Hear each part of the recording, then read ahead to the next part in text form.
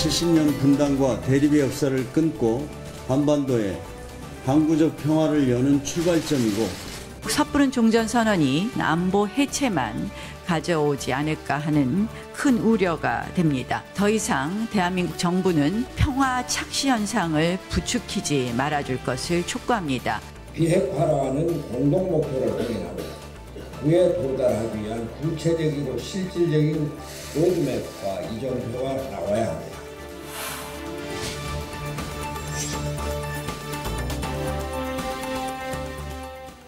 여의도 사사건건 대전 서구의 민주당 박범계 의원, 부산 사상구의 자유한국당 장제원 의원 자리했습니다. 어서 오십시오. 네, 반갑습니다. 안녕하세요. 오전에 김재원 위원장 하노이 도착하는 화면 보셨죠? 네. 무슨 생각 먼저 하셨어요? 대단하다. 시간과 공간을 뛰어넘었죠. 1950년대에 김일성 주석이 갔던 그 길로 4,200여 킬로미터를 철도로 그리고 시간을 65시간을 거쳐서 이제 하노이에 들어갔는데요. 시공간을 뛰어넘는 아무튼 대단한 사람이다 하는 느낌 가졌어요.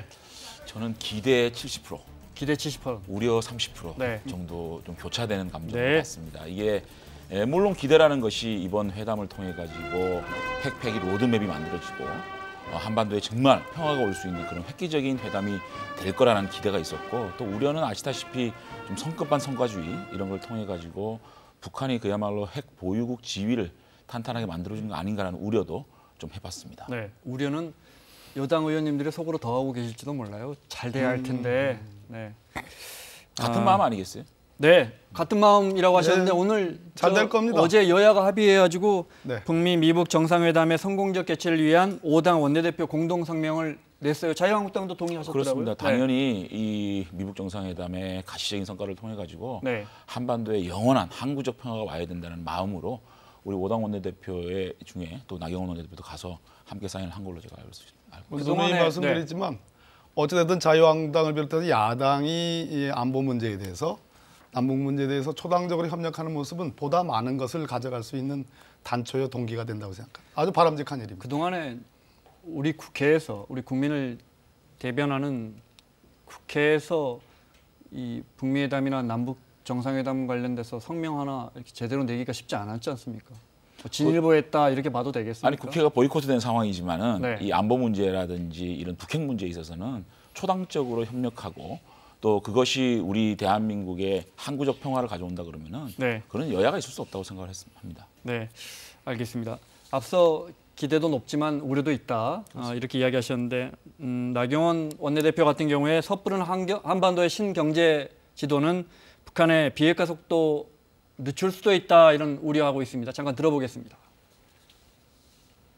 섣부른 종전선언, 섣부른 한반도 신경제지도를 강조하는 문재인 대통령과 청와대는 결국 북한의 핵보유국을 인정하는 그런 모양이 되지 않을까 하는 우려를 말씀드립니다. 섣부른 한반도 신경제지도는 북한의 비핵화의 속도를 늦출 수 있습니다. 아니 영영 북한의 비핵화를 이룰 수 없기도 합니다. 그래서 저희가 어제 남북협력기금법 개정안 제출했습니다.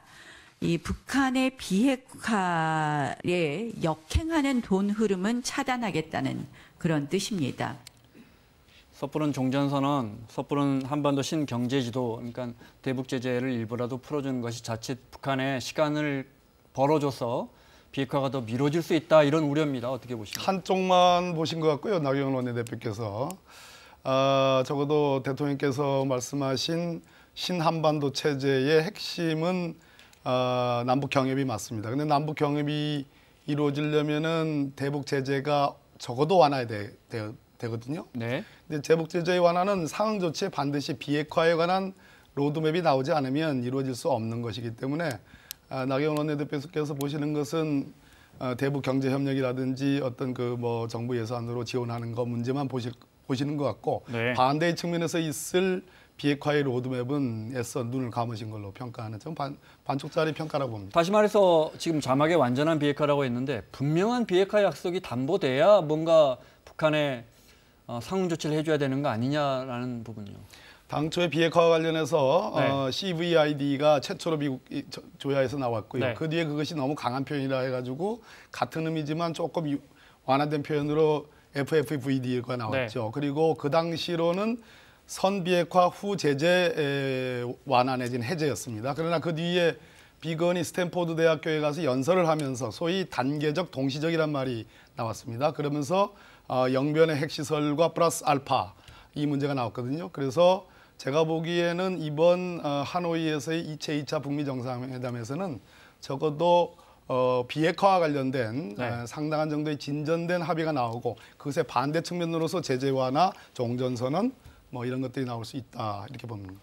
저는 나경원 원내대표의 말에 동의를 합니다. 왜냐하면 남북 경제협력이라든지 경제 지원 문제는 북한의 비핵화를 이끌어낼 수 있는 당근이 될 수 있고 현실적으로 경제 지원의 남북 경제 협력 없이 비핵화를 이룰 수 없지 않겠습니까? 그렇지만 이것만은 지나치게 강조를 하다 보면은 북한으로 하여금 오판하게 할 수도 있고 미국의 협상력을 저하시킬 수 있는 부분이 있거든요. 그런 차원에서 이 비핵화를 딜레이시키는 것이다 이런 표현을 한 거기 때문에 저희들이 지금 이 미북 정상회담이라든지 핵 문제를 바라보는 입장은 지나친 경계도 안 되지만 지나친 장밋빛 환상을 가지고 접근하는 것도 굉장히 위험하다. 그런 차원에서 나온 얘기라고 생각합니다.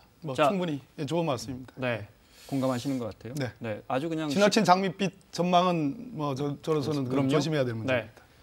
그냥 콕 집어서 이렇게 여쭤볼까요? 뭐 여러 전망이 있습니다. 뭐 지켜봐야 되고요. 아마 2, 3일 후면은 다 확인될 것 같은데 예컨대 영변 거기에 이제 플루토늄 추출하고 우라늄 농축하는 건 많이 들어 있습니다. 아마 대부분 거기 있을 겁니다. 그 폐기한다면 대북 제재 일부 풀어줘도 된다 이렇게 보십니까? 근데 저는 지금 사실상 우리가 이제 남북 정상회담이라든지 또 미북 정상회담의 진행 사정을 보면 이 그 협상을 해나가는 과정이 북한의 요구대로 자꾸만 물러서는 느낌이 좀 밀린다. 나거든요. 그러니까 처음에 이 우리나라나 미국이나 요구했던 것이 일괄 타결이었거든요. 핵 폐기와 경제 제재를 한꺼번에 푸는.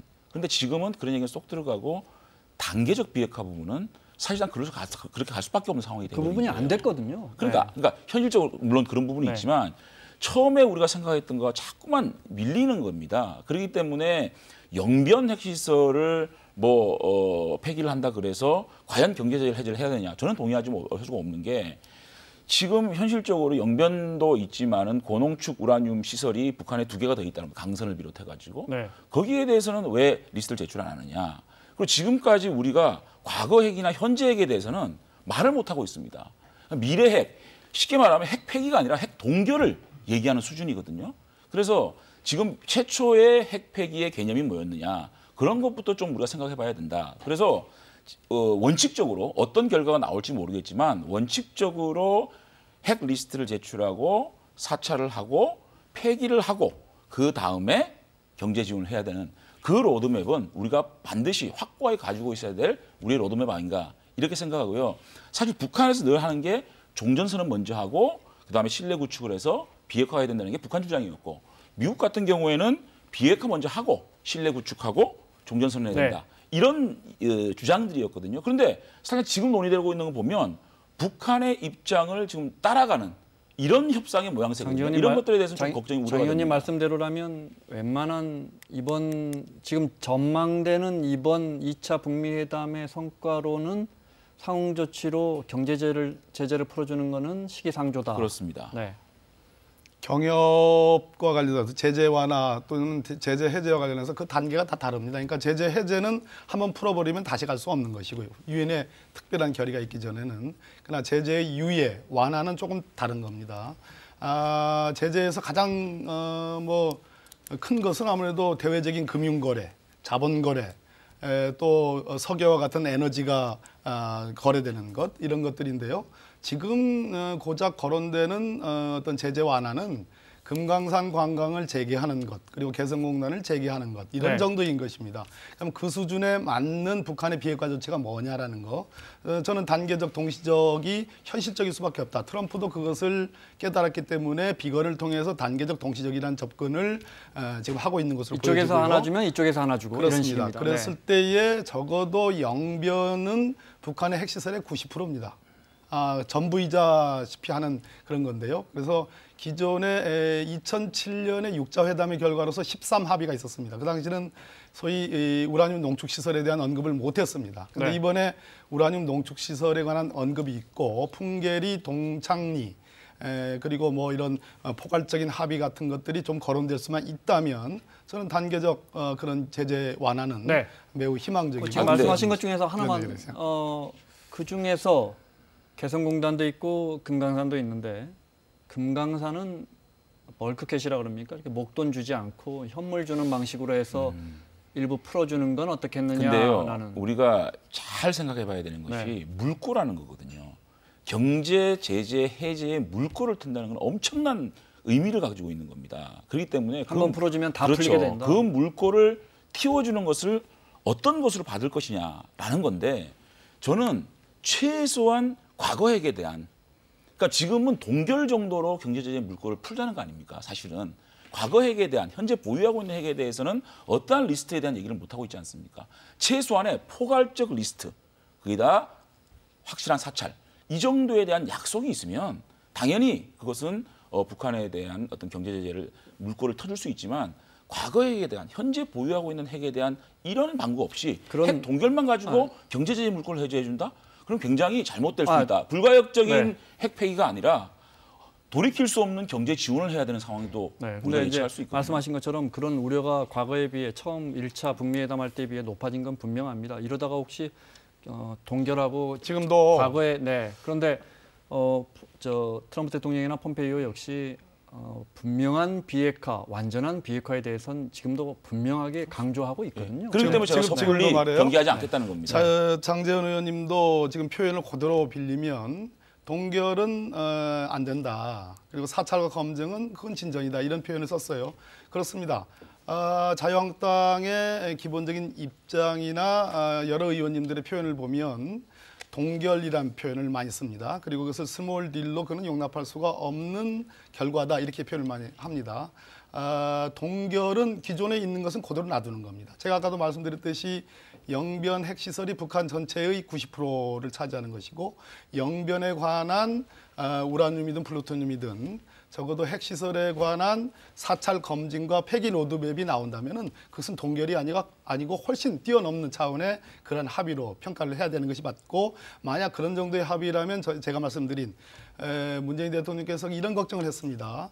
북한의 경제 개방에 대비해서 외국 자본들이 북한에 들어가고 그때 우리가 주도권을 잃게 되는 문제, 그 문제를 굉장히 염려를 했습니다. 그것을 뒤집어 놓고 보면 상당한 정도의 핵 타결에 대한 어떤 그 핵 폐기에 대한 합의가 있을 가능성이 있고 그 반대급부로서 상응 조치로서의 어떤 경제 협력에 대한 어떤 그런 선언이 있을 수 있고 종전선언이 있을 수 있는데 문제는 뭐 우리 장재원 의원님은 안 그러시겠지만 자유한국당처럼 그렇게 엄격하게 정말로 이것이 끝이 아니면 어떤 것도 유의할 수 없다라는 그런 입장이면 자칫하면 미국이나 일본 심지어 중국 그 밖의 서방 자본들이 우리가 깔아놓은 멍석이에 먼저 가게 되는 그러한 우려도 있을 수 있다라는 현실적인 부분을 지적한 부분에서 일부 공감을 하지만 이런 거죠. 우리가 지금 북한이 개방됐을 때 경제적 이익을 따지는 건 너무 나간 거예요. 너무 빨리 나간 거예요. 지금은 가장 중요한 거는 북한이 개방됐을 때 우리의 경제적 이익보다는 안보 문제거든요. 과연 북한이 그야말로 핵을 폐기할 것이냐 아니면 핵을 보유한 상태에서 핵 보유 지위를 가져버릴 것이냐는 굉장히 중요한 시점이기 때문에 향후 핵이 없어졌을 때의 경제 이니셔티브 이 부분은 지금 거기까지 얘기가 나간다는 것은 오히려 그것이 더 비현실적인 얘기다. 그래서 지금은 어떤 것보다는 핵을 어떻게 정확하게 과거에까지 현재 갖고 있는 핵까지 폐기해서 우리가 경제 논의를 할 것이냐라는 그게 방점을 찍어야 된다는 생각입니다. 네, 그 지금 말씀하신 부분에 대해서는 특히 보수 진영의 우리 국민들은 많은 부분 공감하실 것 같습니다. 요 질문만 하나 더 드리고 저희가 방금 자막으로도 비핵화 로드맵 합의가 가능할까 이렇게 나갔는데 사실 이제 단계적 비핵화 로드맵인데 그걸 떠나서 지금 자유한국당에서는 그것보다는 분명한 약속, 어떻게 보면 일괄 타결 형식의 완전한 비핵화를 이야기하신단 말이에요. 근데 북한이 안 한다는 거예요. 못 하겠다는 거예요. 그러면 단계적으로라도 해야 되지 않겠습니까? 그러니까 현실적으로 아무리 우리가 일괄 타결을 하지만 현실적으로 지금 단계적 비핵화를 할 수밖에 없는 상황이 온 건 현실이에요. 그걸 말씀드리죠. 자, 그거를 어떻게 수용을 안 할 것이냐고 얘기하면은 아예 하지 말자는 얘기냐는 얘기가 나오잖아요. 그렇기 때문에 단계적 비핵화도 우리가 먼저 너무 속도를 내지 말고 허들을 아주 정교하게 만들어야 된다. 단계적 비핵화도 사실은 과거 핵에 대한 리스트를 확실히 제출하고 국제 공인기관의 사찰을 확실히 하고 자 그런 단계별로 해서 어떤 허들을 주고 어떤 당근을 줄 것이냐에 대한 명확한 로드맵이 나와야지 두리뭉실하게 영변 하나를 가지고 폐기라면은 경제 해제에 물꼬를 트이겠다 이런 두리뭉실한 합의 자체가 굉장히 위험하다는 거죠. 그래서 허들을 확실히 만들어 나가서 아주 타임 테이블을 가진 단계적 비핵화 이 부분에 대해서는 한번 고민을 해볼 시점이 아닌가라는 생각을 합니다. 실제 흐름을 보면요. 네. 비핵화가 중요하잖아요. 제일 중요하죠, 뭐. 네. 그게 목표입니다. 네. 흔들림 없는 우리의 목표입니다. 네. 그런데 종전협상이라든지 ICBM 폐기라든지 북미 연락사무소, 북미 간의 이렇게 평화와 관계 개선 쪽으로 이야기가 흘러가면서 네. 우리 비핵화는 조금 밀리는 거 아닌가. 네. 사실은 엄밀하게 따지면 네. 비핵화를 가장 확실하게 할 수 있는 방법은 북한을 개방 경제로 이끄는 것이 가장 확실한 방법입니다. 예를 들어서 지금 북미 정상회담이 벌어지고 있는 베트남은 11년간 미국과 전쟁을 한 소위 말하는 원수국가였습니다. 그 뒤에 베트남이 도이무이라는 개혁 개방 정책을 채택을 하면서 미국과 수교를 합니다. 그리고 중요한 것은 세계은행 IMF에 가입합니다. 즉 일부 자본주의 경제 체제의 국제적인 어떤 체제 기구에 가입을 함으로써 베트남이 절대로 호전적인 국가가 아니고 공산주의 국가가 아니고 시장 경제를 도입하는 단계에 와 있다라는 세계적인 증명을 하는 겁니다. 네. 그렇다면 저는 북한이 NPT 가입이라든지 세계적인 어떤 경제 체제에 가입하는 거 그리고 경제 교류 협력이 있고 미국의 연락사무소가 들어가고 이 정도의 단계가 되면 비핵화 안 할래 안 할 수가 없는 그런 네. 상태가 되는 겁니다. 알겠습니다. 시간 때문에 장제원 의원님, 네. 베트남의 멜리아 호텔에 있는 김정은 위원장에게 한 말씀 하시죠. 김정은 위원장이 장제원 의원 알걸. 예. 당 대표만큼 유명하잖아요. 제가 북한의 노동신문에 나왔던 사람입니다. 이름이 거명됐던 사람입니다. 자, 저 카메라 보시면 될 것 같고요. 한 1분 안에 자 시작하시죠. 네. 예, 김정은 위원장님, 북한 노동신문에 등장했던 전 대변인 장제원입니다.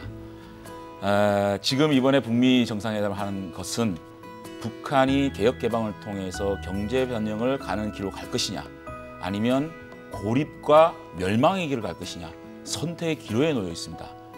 북한 인민들을 위해서 경제 변형을 선택해 주시고 완벽한 핵 폐기를 선언하시고 사찰을 받으시고 대한민국에 오십시오. 그래서 대한민국의 경제 변형 한번 지켜보시고 북한이 개혁 개방으로 나가는 전기가 되기를 희망합니다. 박 의원님이 하셨어도 거의 비슷한 수준의 메시지를 그래서 제가 호소를 하셨을 장제원 것 좋아합니다. 같아요. 네, 예. 네. 아주 하나도 빼놓을 말씀이 없습니다. 네. 이렇게 훈훈한 적이 있었나 싶습니다. 네. 뭐. 자유한국당 이야기 좀 하겠습니다. 내일 당대표 결과가 나오면 또 틀려질 수도 있습니다. 물론요. 예, 미국 정상회담 결과가 나오면 물론요. 네. 내일 오전이죠, 전당대회가. 오전입니까? 오후에 합니다. 오후에 합니까? 네. 내일 이제 새 당대표 뽑습니다. 김병준 비대위원장 그동안에 당을 잘 이끌어 왔는데 점수를 주신다면 판넬 준비되셨어요? 여기다. 네, 그냥 간단하게 점수만 딱 적어주실래요? 김병준 비대 한 7개월 하셨나요? 6개월 하셨나요? 네. 7개월. 7개월. 네. 점수를 적어주시고 평가를 좀 부탁드리겠습니다. 네. 두 분 또 차이가 별로 안 납니다. 자, 하나, 둘, 셋 들어주시면 70점, 80점. 장제원 의원님 먼저 들을까요? 네. 예, 선출되지 않은 당 대표 역할을 7개월이나 해오셨습니다. 그래서 처음에 이제 취임하시고 국가주의 논쟁을 또 벌이시고 또 당에 가야 할 길, 좌표를 I politics, I economy를 또 주창을 해서 당의 좌표를 또 설정을 했고 또 7개월 동안 사실상 개파 문제를 많이 종식시키셨잖아요. 그래서 마지막에 조금 전당대회를 하는데 누구는 출마하지 마라 이런 조금 이제 그런 게 있었는데 어쨌든 그런 걸 빼면 80점 이상 드리고 싶고 어쨌든 김병준 비대위원장은 자유한국당의 비상대책위원장 7개월을 맡음으로 인해서 보수 진영의 유력한 정치인으로 거듭난 것은 사실인 것 같습니다. 네, 박 의원님. 7개월 동안 재임을 하셨으니까 매달 10점씩 70점인데요. 이번 자유한국당 전당대회가 극우 경향, 소위 태극기 부대가 사실상 장악을 하게 됨으로써 지만원부터 태극기 부대 그리고 박근혜 이렇게 점철된 것을 그래도 막았으면 한 8, 90점 높게 줬을 텐데 그러지 못한 점이 유감이죠. 네. 그래서 60점에서 70점이지만 그래도 과거 제가 참여정부 때 김병준 비대위원장님이 인수위원회의 분과위원장이셨고 제가 인수위원이었습니다. 네. 그런 인연 때문에 10점 더 추가했습니다. 알겠습니다. 네. 네. 김병준 비대위원장이 이제 전 비대위원장이죠. 네. 4대강 보해체는 대한민국 문명에 대한 파괴 행위다 이렇게 단정했는데 그 부분 잠깐 들어보겠습니다. 저 역시 4대강 사업이 좀 순차적으로 진행됐어야 했다고 비판적인 생각을 해본 적이 있는 사람입니다. 하지만 4대강 사업이 이 만성적인 홍수와 가뭄 해결에 획기적인 효과가 있다는 전문가들의 판단이나 또 농업 용수 공급에 큰 도움을 주고 큰 도움을 받는 주민들의 반대 의견이 있습니다. 근데 이걸 무시하고 이렇게 사실상 보를 해체하는 이런 것은 정말 어리석은 짓이다. 저는 그렇게 봅니다. 일종의 국가시설의 파괴 행위고 탈원전 정책과 함께 대한민국 문명에 대한 파괴 행위라고 저는 봅니다. 자, 아직 결정난 건 아닙니다. 네. 7월에 확정하기로 했고 일단 조사평가기획위원회가 네. 조사를 해봤더니 여러 특히 경제적인 효용을 따져봤더니 세계보 금강과 영산강에 설치된 한강과 낙동강은 일단 미뤄두고요. 설치된 세계보는 허무는 게 좋겠다 이런 결론이 났는데 김병준 위원장은 반대하는 거고요. 어떻게 보셨습니까? 일단은 김병준 위원장님이 정치학자입니다. 정치는 잘 하시는데 문화에 대해서는 제가 보기에는 둔감하신 것 같아요. 4대강 사업이 보해 철거가 문명 파괴행위라고 그랬는데 4대강 사업 자체가 원래 문명의 파괴행위였습니다.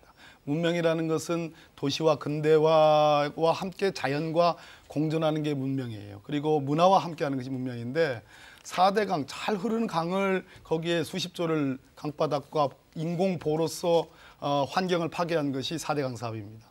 그것을 원상으로 회복하고자 하는 것이 왜 문명 파괴 행위입니까? 문명 친화적인 행위죠. 네. 그런 측면에서 김병준 위원장께서 4대강 사업에 대한 이해가 좀 충분하지 않다. 이명박 정부에서 가장 비판을 많이 받았던 국민들로부터 그것이 곧 4대강 사업이었습니다. 원상 복귀하는 과정이다. 그렇습니다. 네. 김병준 비대위원장의 말씀에 적극적으로 공감합니다. 문재인 대통령께 제가 부탁합니다. 보철거 제고해 주십시오. 만에 하나 저희가 정권을 잡아가지고 향후 문재인 정권이 이번에 예타면제 사업 경제성을 따져보지도 않고 지역 주민들의 요구가 있다 그래서 해안 이 예타면제 사업을 철거한다, 스톱한다 라고 하는 것은 맞지 않지 않습니까? 정권을 단지 5년 맡으신 겁니다. 정권의 연속성이 있어야 되고요. 우리 국민들이 볼 때 보를 철거하는 거 이거는 그야말로 전 정권 지우기다라고밖에 그렇게 비판을 받을 수밖에 없는 걸로 생각합니다. 지금 조사평가의 발표를 보게 되면 네. 여러 가지 지금 문제가 있습니다. 대통령께서 이걸 한번 보시고 다시 한번 지시를 내야 되는 게 수질평가 지표가 있어 보호 설치 이후에 수질 개선에 대한 통계가 없습니다. 그다음에 보호 지역 주민 40%가 보호가 있어야 된다고 얘기하고 있어요. 36%가 철거하는 겁니다. 자, 이렇게 공론화 좋아하지 않습니까? 좀 더 공론화를 거치고 수질 개선이 된 부분 또 수질 개선이 안 됐다면 이것들을 어떻게 개선해서 이 가운데서 좀 더 우리 박근혜 의원님 말씀하셨지 자연 친화적으로 갈 것인가에 대한 네. 그 연속성상에서 연구를 해야지 이렇게 다 때려 엎겠다? 이런 정책은 과거 정권 지우기라는 비판을 면치 못할 것 같습니다. 계산해 보니까 40년 동안 앞으로 40년 동안 유지 비용만 제 입으로 1,600억 아니, 원이나 든다는데 40년 동안 1,600억이면 1년에 40억밖에 안 듭니다. 이걸 가지고 40년 거를 딱 모아가지고 1,688억 든다? 이렇게 얘기해서 밀어붙여서 보를 철거시킨다는 거는 이게 사실은 저는 40년간 1,688억입니다. 1년에 40억 정도면 유지할 수 있는 겁니다. 비용이 모든 문제를 해결해 주지는 않는 거고요. 그리고 40년 동안 들어가는 돈이 2배로 더 많다. 현재 놔둔 비용 대 그 철거 비용의 기준을 놓고 볼 때 유지관리 비용이 2배가 더 많다. 그것이 40년이 되는지 뭐 30년이 되는지 그거와 관계없이 어차피 국민의 예산으로 국민의 돈으로 들여야 될 비용입니다. 그래서 그 뭐 기간을 가지고 시비하는 건 좀 맞지 않다고 보여지고 네. 중요한 것은 제가 시비한 게 아니고 그렇게 발표를 해요. 중요한 것은 자유한국당에서 오늘 무슨 그 투쟁위원회를 만들었어요. 거기에 발제로 나오신 교수님조차도 4대강 사업으로 인해서 가뭄이 더 심해진 건 맞다라고 인정을 했습니다. 또 하나 이번 그 4대강 위원회에서 조사 결과를 발표해놓고 보면 네. 오히려 보를 철거하는 것이 홍수 조절에 더 효과적이라는 판단을 했습니다. 결론적으로는 제가 이렇게 제안을 하고 싶어요. 전 정권 지우기가 아니라 뭐 장제원 의원님 뭐 너무 잘 아실 겁니다. 이명박 정부에서 가장 크게 비판을 받았던 것이 4대강 사업입니다. 거기에 그 많은 돈을 때려본 것이 옳았느냐라는 지적입니다. 환경 파괴는 이루 말할 수 없고요. 녹조 현상은 말할 것도 없고. 그런데 객관성이 좀 중요하다고 생각합니다. 충분히 뭐 지적할 수 있어요. 그래서 이것이 이제 시작되는 논의 아니겠습니까? 그렇다면 앞으로 여러 위원회를 거쳐야 되는데 보다 객관적인 수치로 우리가 냉철하게 검증을 통해서 정말 이것이 유지하는 것이 맞는지 또는 이것이 철거하는 것이 맞는지라는 결론을 내는 게 좋다. 검증을 해주시고요. 제가 알기로는 MB 정부의 4대강 사업에 대한 가장 비판받는 지점은 4대강을 이렇게 하는 게 비판이 요점이 아니었고 네. 속도 조절을 얘기한 겁니다. 왜 이렇게 4대강을 4개의 이 큰 강을 한꺼번에 하냐? 한 개부터 해서 단계적으로 효용 가치라든지 결과를 보고 단계별로 시행하자. 그 부분이 가장 비판을 받은 것이고요. 네. 중요한 거는 네. 지금 뭐 녹조 라떼를 가지고 이 4대강이 자연을 파괴했다라는 주된 비판이 요점 아닙니까? 근데 많은 학자들은 또 일부 또 상당 부분 학자들은 이 녹조 라떼가 4대강의 보 때문에 유속 때문에 녹조 라떼가 생기지 않는다. 결국은 질소와 인이 고온 다습 기후와 합쳐지면 녹조가 생기는데 그것은 강에 유입되는 생활 오폐수 이런 것들이 가장 중요하다. 그렇기 때문에 지천들을 잘 생태 하천화 시켜가지고 지천들의 하수관거를 통해 가지고 이런 오폐수를 막고 또 지천들이 이 보에 있는 물들을 실제로 네, 논이라든지 밭이라든지 이렇게 네. 물을 유입시킬 수 있는 이 가뭄을 해소시킬 수 있는 이런 길을 만들어주면 네. 그런 것들을 단계별로 시행을 해보는 것이 훨씬 이 그 4대강을 알겠습니다. 또 네. 살리고 4대강의 효과를 극대화시킬 수 있는 거 아닌가라는 학자도 많거든요. 그래서 앞으로 이런 문제를 좀 더 네. 객관적으로 검증을 해보자는 저는 겁니다. 한 가지만 더 네, 짧게 간단하게. 얘기하겠습니다.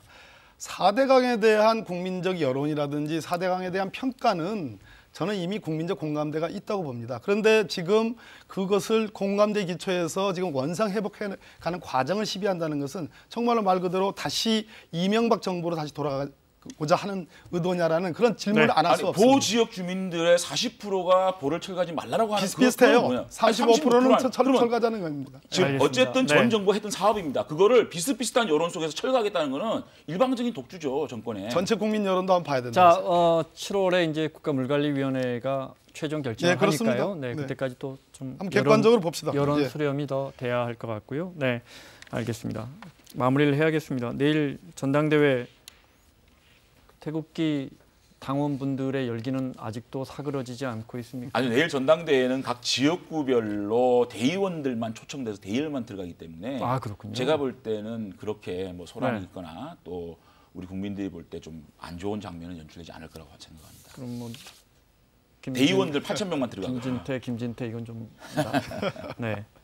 김진태 의원이 후보가 2위가 되느냐 3위가 되느냐도 언론이 많이 관심인 것 같습니다. 네. 그게 의미하는 바가 뭘까요? 지켜보시죠. 자유한국당에게 김진태 의원의 선전이란? 글쎄 이제 잘 모르겠고요. 어쨌든 오세훈 후보가 30%의 국민 지지율이기 때문에 그거 하고 그다음에 오세훈 후보가 이번에 보여줬던 그런 중도 보수를 향한 외연 확대에 대한 가능성에 우리 당원들이 많이 또 지지를 하지 않겠느냐 생각이 들고요. 네. 김진태 후보는 김진태 후보대로 참 용맹스럽게 잘 싸운 거죠. 그래서 김진태 후보 같은 분도 또 있어야 당이 또 스펙트럼이 넓지 않겠습니까? 그래서 뭐 폄하할 생각은 전혀 없습니다. 그걸 스펙트럼으로 참 포장하니 참 답답할 노릇입니다. 우리 장 의원님 같으신 분이 과거로의 회기고요. 민심과 점점 더 멀어지는 거라고 네. 보고요. 어찌됐든 뭐 김진태 의원님은 저하고 법사에서 참 무진장 많이 싸웠어요. 그러나 어떤 대단히 선전하는 것 같고 그것이 또 현실입니다. 어떻든 자유한국당의 전당대회가 뭐 북미 정상회담 속에서 다소 묻히긴 하지만 잘 치러지고 좋은 네. 당대표가 뽑히기를 진심으로 희망합니다. 마무리해야겠는데 저 카메라 보시고요. 네네네. 새로 뽑히는 당대표에게 박범계 의원의 영상 편지 부탁드릴게요. 네.